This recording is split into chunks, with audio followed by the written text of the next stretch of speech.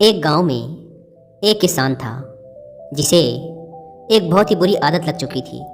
और वह आदत थी बेवजह चिंता करने की। वह हर समय किसी न किसी चीज़ की चिंता करता ही रहता। वह हर समय सोचता रहता कि कहीं मेरे साथ कुछ गलत ना हो जाए, जबकि उसकी ज़िंदगी में अभी तक सब कुछ ठीक ही चल रहा था। उसके पास एक बड़ा सा खेत था जिसमें अच्छी खासी फसल हो जाती थी। खेती करने के लिए 4 हट्टे कट्टे बैल थे, 2 बैलगाड़ियाँ थीं, एक अच्छा घर था, एक पत्नी और 2 प्यारे बच्चे थे। लेकिन फिर भी वो किसी न किसी अनहोनी के बारे में सोचकर बेवजह चिंता करता रहता। कभी सोचता कि अगर मेरी फसल में कीड़े लग गए तो क्या होगा, अगर आवारा पशुओं ने फसल को बर्बाद कर दिया तो क्या होगा, अगर सूखा पड़ गया या अत्यधिक बारिश हो गई तो मेरी फसल खराब हो जाएगी।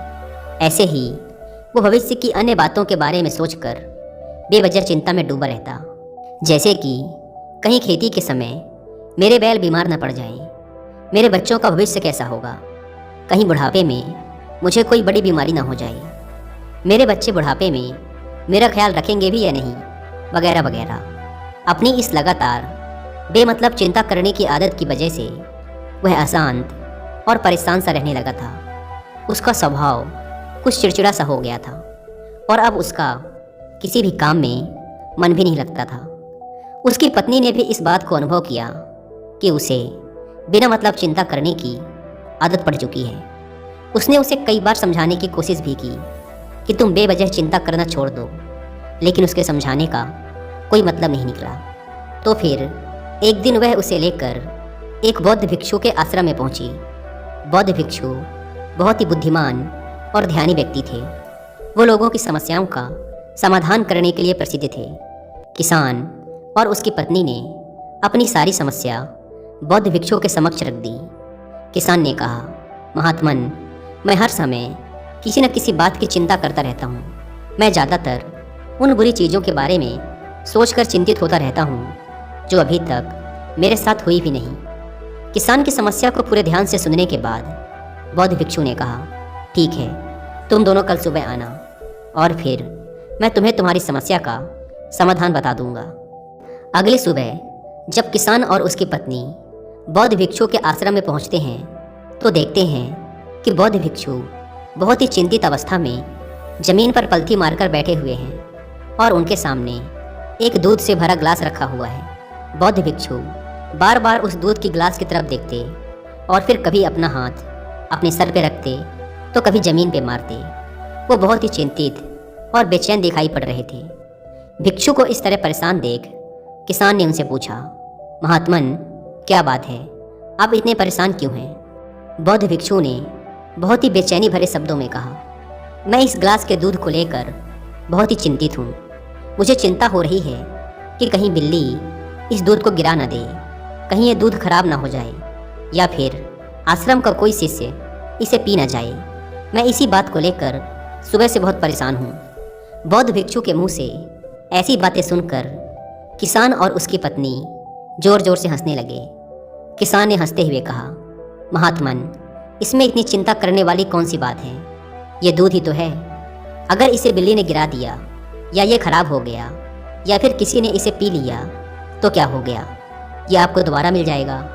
और वैसे भी आपका चिंता करना व्यर्थ ही है, क्योंकि ना तो अभी इसे बिल्ली ने गिराया है, ना ही ये खराब हुआ है और ना ही अभी इसे किसी ने पिया है, और हो सकता है कि भविष्य में ऐसा हो भी ना।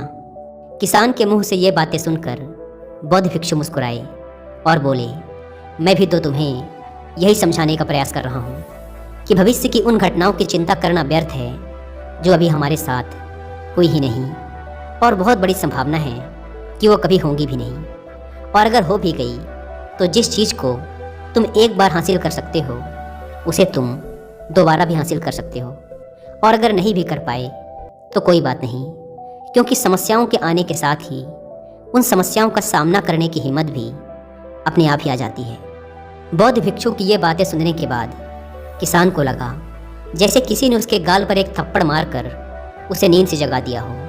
उसे महसूस हुआ कि वो भी तो यही गलती कर रहा है। वो भी तो भविष्य की उन घटनाओं के बारे में सोचकर चिंतित हो रहा है जो अभी तक घटी ही नहीं और शायद कभी घटेंगी भी नहीं।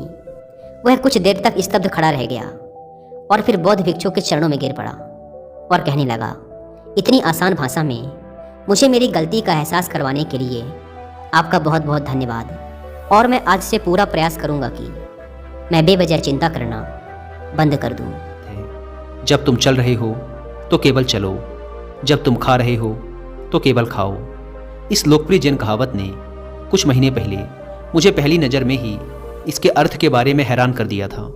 और सच कहूँ तो मुझे ऐसा लगता है कि इस जैन कहावत के अर्थ में ही वो राज छुपा है, जिसे अगर किसी ने अच्छे से समझ लिया और अपने जीवन में उतार लिया तो वो चिंता के बंधन से हमेशा हमेशा के लिए मुक्त हो जाएगा। इस जैन कहावत के अर्थ के बारे में हम आगे बात करेंगे, लेकिन उससे पहले देखते हैं कि हमारे दिमाग में किस तरह के विचार ज़्यादा चल रहे होते हैं। अगर हम कुछ समय के लिए अपने विचारों पर ध्यान दें तो हम पाएंगे कि किसी भी काम को करने के बाद हमारे दिमाग में ज़्यादातर समय ये 4 विचार ही बार बार चलते रहते हैं। पहला, क्या मैंने ये सही से किया? दूसरा, क्या मैं इसे और बेहतर कर सकता था? तीसरा, इसका परिणाम क्या होगा?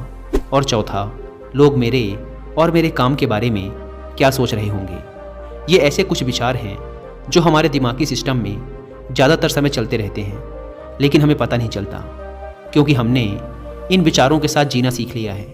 और हमारा दिमाग काम भी ऐसे ही करता है कि अगर हमने इससे किसी काम को कई बार करवा लिया तो फिर ये उसे अपनी आदत बना लेता है और फिर हमारे चाहे बिना भी उस काम को करने का प्रयास करता है। शुरुआत में तो हम किसी भी काम को अपनी इच्छा से पूरे होशो हवास में करते हैं, लेकिन बाद में वो हमारी आदत बन जाता है और फिर हम बस बेहोशी की हालत में बिना सोचे समझे उस काम को किए चले जाते हैं। जैसे कि जब हम शुरुआत में कार चलाना सीखते हैं तो हमें हर एक छोटी छोटी चीज़ का ध्यान देना पड़ता है और हम पूरी सावधानी के साथ कार चला रहे होते हैं, लेकिन जैसे ही कुछ महीने बीत जाते हैं हमारा दिमाग इसे अपनी आदत बना लेता है और फिर हम फ़ोन में बात करते हुए, गाने सुनते हुए या फिर कुछ खाते हुए भी आसानी से कार को चला लेते हैं और हमें इसके बारे में ज़्यादा सोचना भी नहीं पड़ता। हमारे हाथ और पैर अपने आप ही गियर और ब्रेक्स की तरफ चले जाते हैं, क्योंकि अब हम कार को सबकॉन्शियसली चला रहे होते हैं, यानी कि एक तरह से बेहोशी की हालत में हमें पता नहीं होता और काम हो रहा होता है। ठीक यही हमारी चिंता करने की आदत के साथ भी होता है। जब एक बच्चा छोटा होता है तब उसे पता नहीं होता कि चिंता क्या है, लेकिन जैसे ही वो थोड़ा बड़ा होता है माँ बाप कहना शुरू कर देते हैं, बेटे आपको होमवर्क करना है, आपको उसकी चिंता नहीं हो रही, आपके एग्ज़ाम आने वाले हैं, आपको उसकी चिंता करनी चाहिए।